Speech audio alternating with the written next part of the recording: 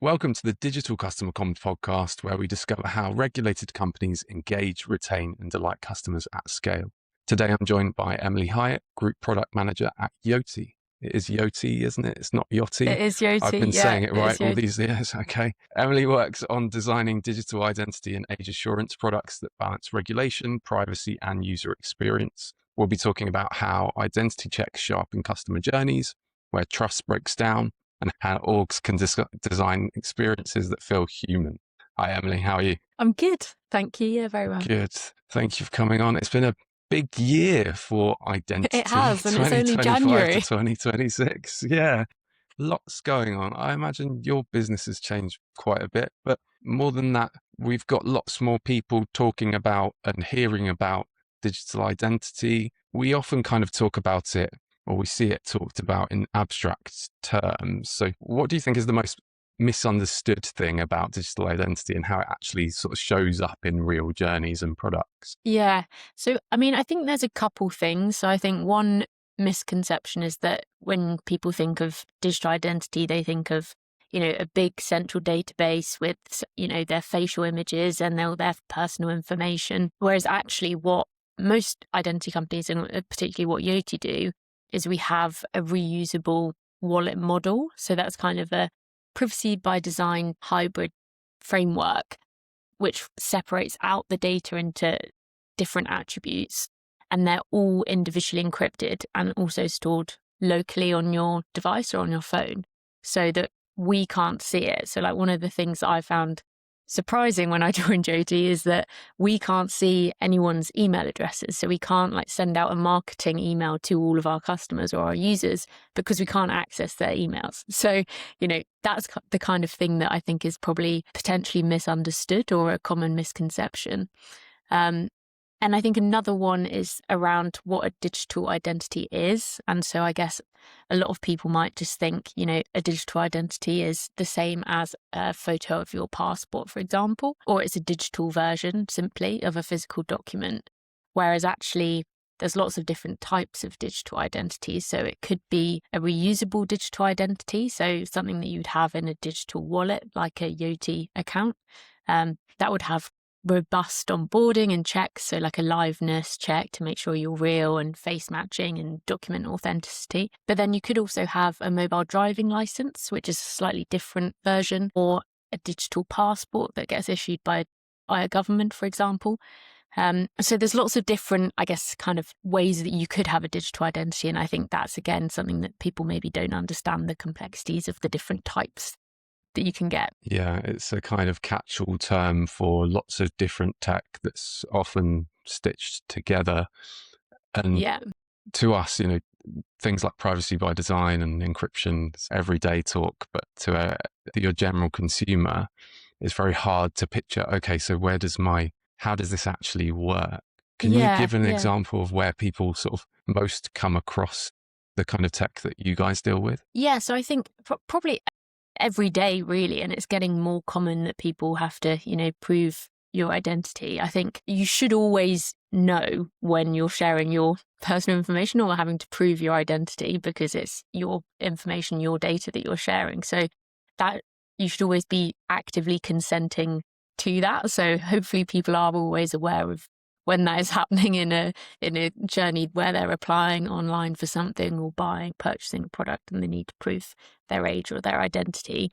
But there are a number of different ways that people might be familiar with. So it might be that you're having to prove and verify who you are, for example. And so that might be having, completing a right to work check, for example, where your employer needs to prove that you are a genuine real person.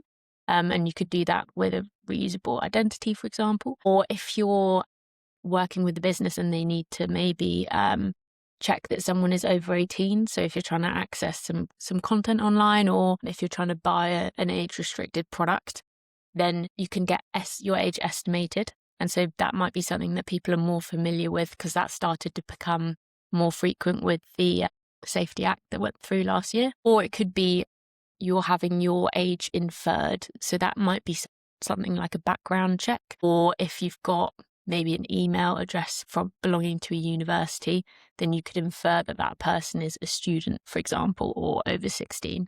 So there is a number of different ways by which people will be having to prove who they are or their age.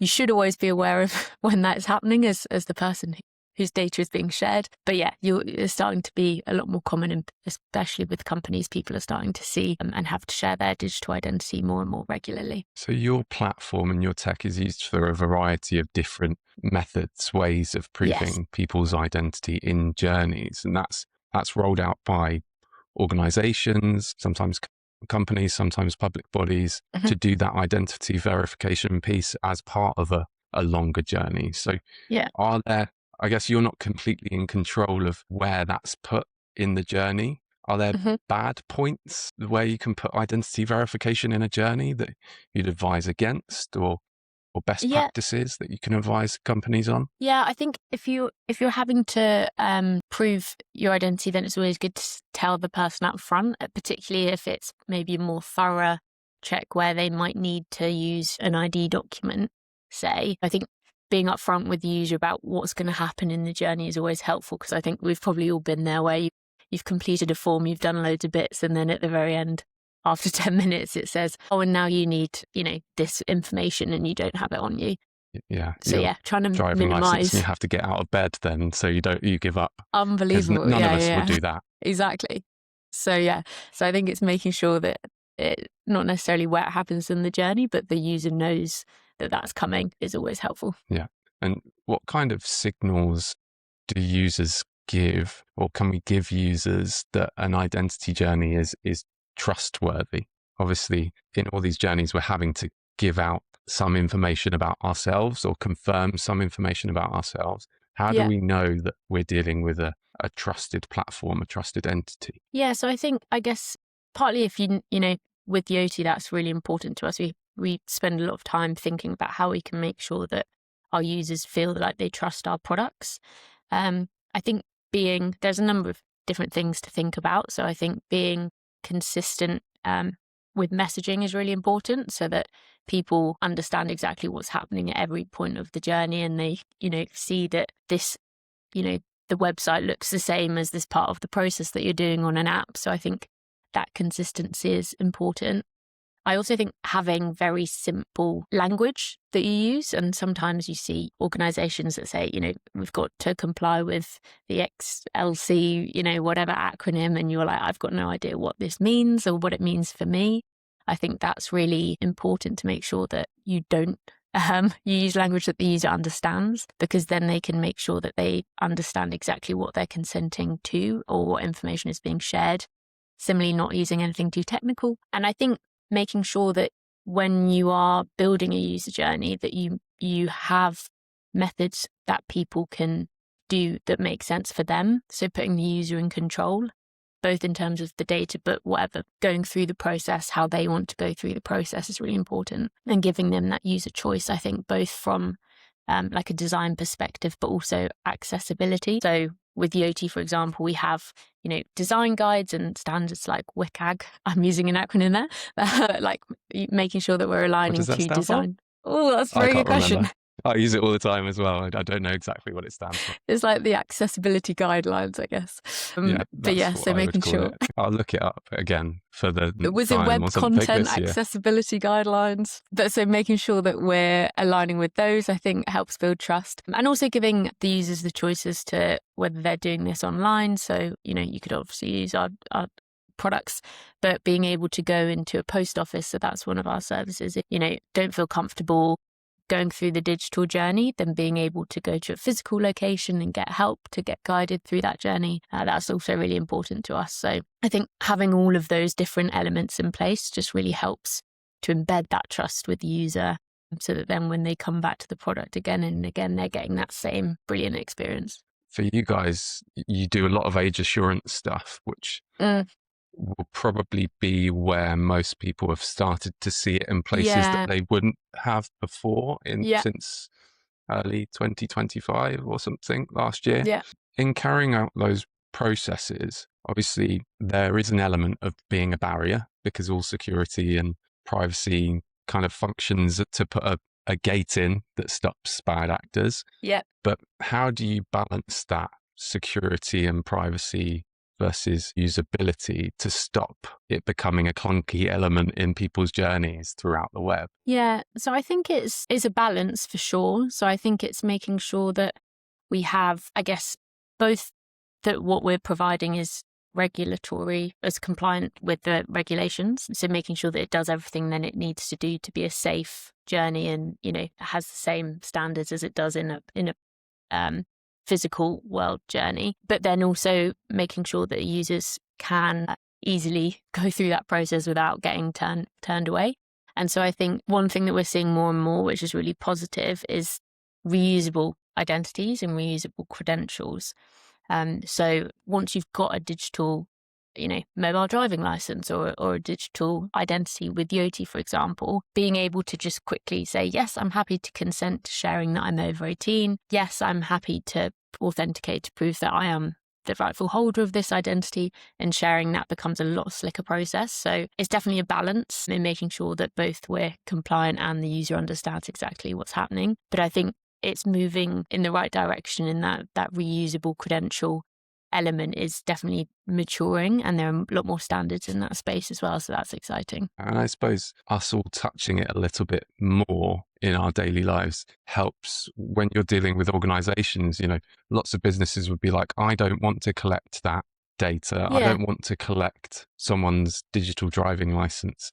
I think that concept of, okay, you're not collecting their driving license and storing it, their digital driving license, you're actually getting a property, a yes or no answer to, has this person got a driving license, or are they over 18? It's not always and not often that you're getting loads of their data. Yeah, and it's and that the selective disclosure piece is really cool. And it's, so say if you're in the physical world, if you're trying to prove that you're over 18 to get into a bar or to buy alcohol or something, show your physical driving license, they'd see your address, they'd see your photo. I don't want to share all that information with the person who's working there. And so I think when you have a digital ID, and the laws are changing in the UK to be able to do this imminently, but you can say, I just want to share with the business that I'm over 18. I don't even want to share my date of birth. Just share that I'm over 18, and you've got, a verified identity to back this up. And that's exactly what Yoti does. It's, secure, privacy preserving, but equally for the businesses, they don't want to store all this information either. They just want to be able to prove that they're complying with the legislation that they need to. Yeah. And in the legislation, you mentioned earlier that age assurance and identity checks are quite flexible, and that you can, this is the point of them, I would guess, that as a consumer, you're able to choose how you want to verify your identity as much as possible. Like you say, even if that's an analog process, like going to the post office. How much do you have to strike the balance between giving that consumer choice and abiding by the regulation as to how you have to take that identity or confirm that identity? Yeah, so some legislation will be particularly strict because that's what the situation demands. Others might be that, and Ofcom are looking at developing their guidelines in this space, but it might be for over 18 content or gaming or, whatever it is, that actually it just needs to have like a medium level of verification. And so it depends on the scenario as to what, and the use case as to how strict that guidance or the regulation is. But I think it's really important for use cases where age estimation is actually incredibly accurate. And so there's a billion people that don't have an ID document. So if you can enable the majority of people to be able to select how they want to prove their age, for example, that, that's really positive because it makes your service more accessible. Even in the UK, I think it's something like 24% of people don't have a current passport or driving license. And the amount that gets stolen is, 1 million a year or something. So I think it's really important to be able to have those routes where you can. And obviously that's more of a policy or, legislation question. But make sure that we always meet those requirements in the legislation, but give the options where we can. But it must be quite an interesting challenge to make that as usable as possible for so many different users. We all kind of know the examples of that scaled age assurance piece, but when you're talking about higher levels of proof, we're talking things like anti-money laundering checks and things that maybe like an independent advisor would do. Yeah. There's definitely some of the different routes that you can go through, that you might need a particular document or, whatever that looks like. So we will always try and provide the most options available. But yeah, it does, we are, reliant on whatever that legislation looks like, and whatever we're allowed to include, we will. And I suppose there's a usability piece to the rejection as well.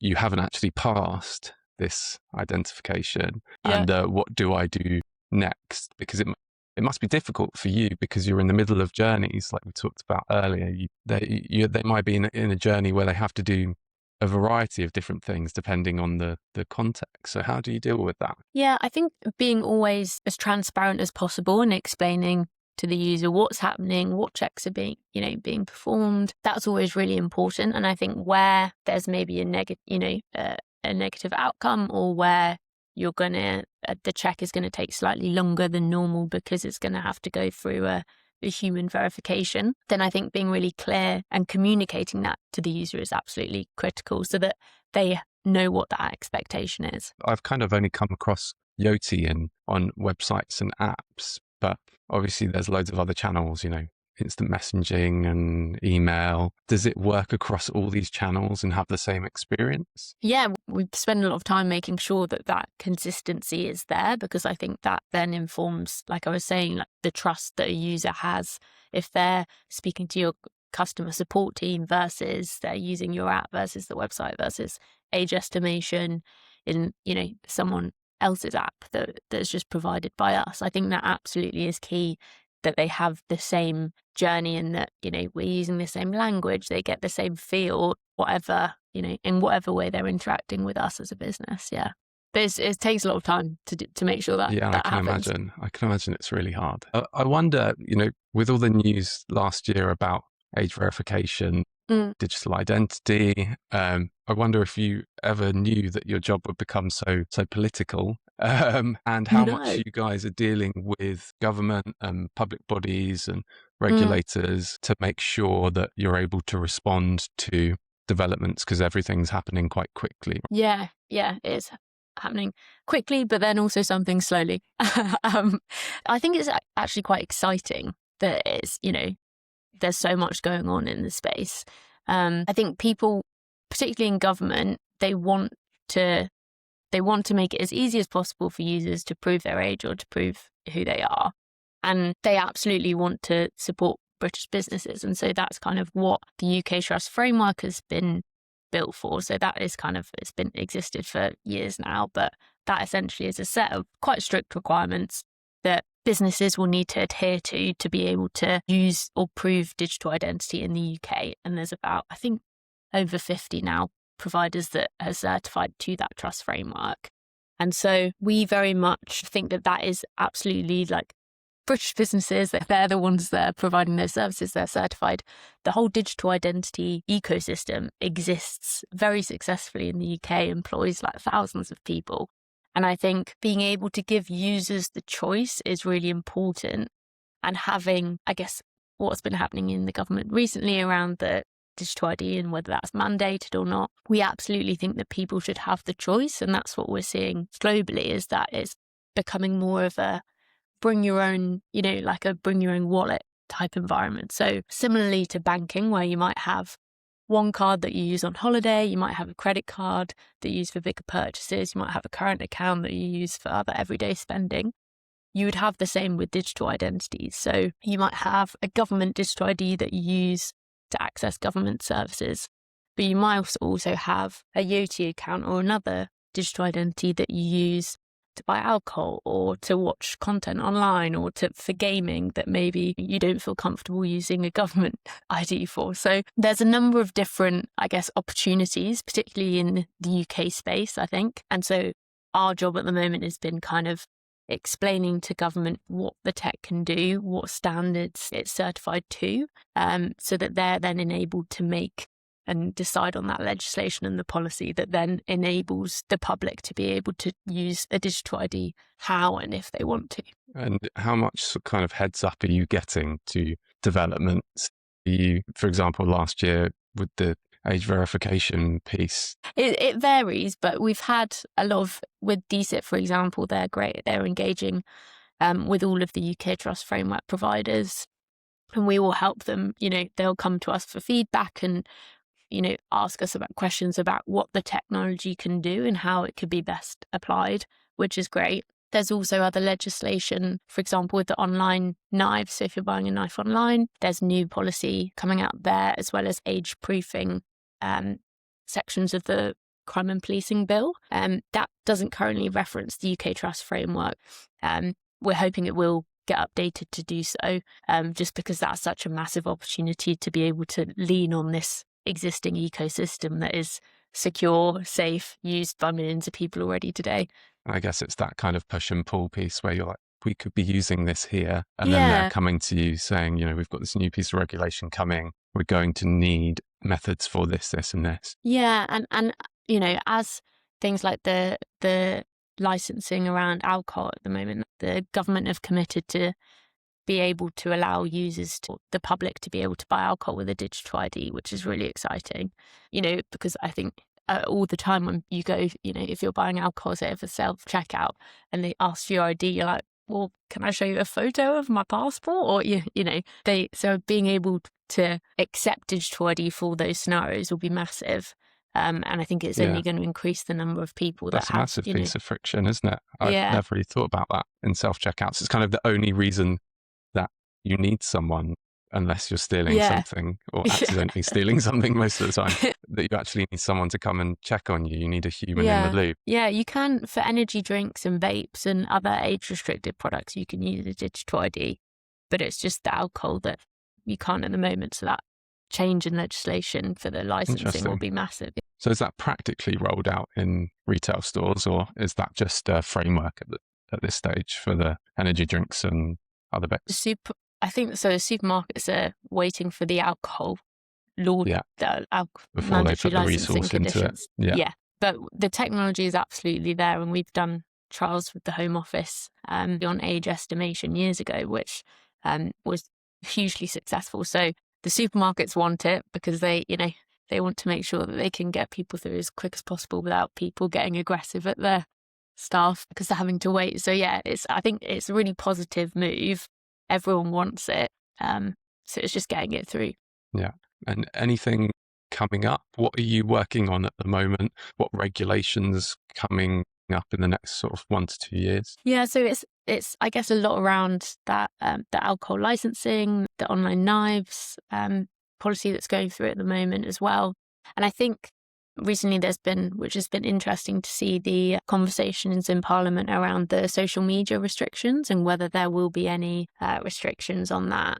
I think from our perspective, it's very much the government's place to, enforce and put policies and legislation as to what they deem is acceptable. And then our job is just to be able to have the tech, if and when that does come through, to be able to support that and streamline it so that it's as accurate, as easy to use. And it, at the end of the day is making sure that online spaces are safe for children. Yeah. And to maintain what infrastructure you're currently supporting, which it sounds like is a lot of different types of journeys with a lot of flexibility in them. So lots to support there.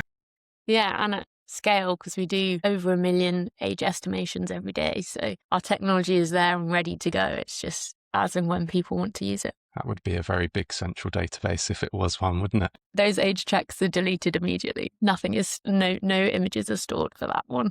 If you could give one piece of practical advice to a regulated organisation this year on reviewing its sort of digital identity, age verification journeys, what would it be? So I think being able to accept digital IDs will be critical, but making sure that you can accept a range of identities, whether that's someone with a mobile driving license, whether it's someone with a European digital wallet, which they're mandated to provide by the end of 2026 across all of the EU, or whether that's a Yoti. So I think making sure that when you're working with a provider to be able to accept digital identities, make sure that they can accept, not necessarily just the digital identity that they provide, but also the range of suppliers. So you're only having to integrate once rather than with multiple different providers. I think that'll be pretty important. The reusability element of digital credentials is just going to be make digital IDs so much more useful to people. So having to prove your identity once and being able to reuse it multiple times, that's definitely something to make sure that as a business you can accept those credentials. But that you've got the infrastructure in place to kind of move with developments rather than being tied to a particular provider or supplier. Yeah, and then you're giving customers the choice as well to whatever ID they want to use or feel comfortable using. And it's that business reliance and piece as well, business continuity piece, where you're not relying on any third party too much, right? Yeah. And it's like, when you go to a shop and they don't accept an Amex, for example, it's like you want to have go to a shop or use a business that accepts all the different payment types, and it's the same in the digital identity space. I think we need to let you go, but I'll ask you one more question before we do. What's personally or professionally exciting you for 2026? What are you most excited for this year? I am very excited to be able to go and buy alcohol with my Yoti and get into pubs with my Yoti, be able to see the pubs and supermarkets using the apps that we've developed. So that's fingers crossed. You still get ID'd, even the self-service checkouts. To be honest, when I go there now, I'm just like, whatever. Sure. Yeah, cool. Well, thank you so much for coming on. Lovely to meet you. No worries at all. Thank you so much for having me. Yeah, Cheers, thank Emily. you. It's been great.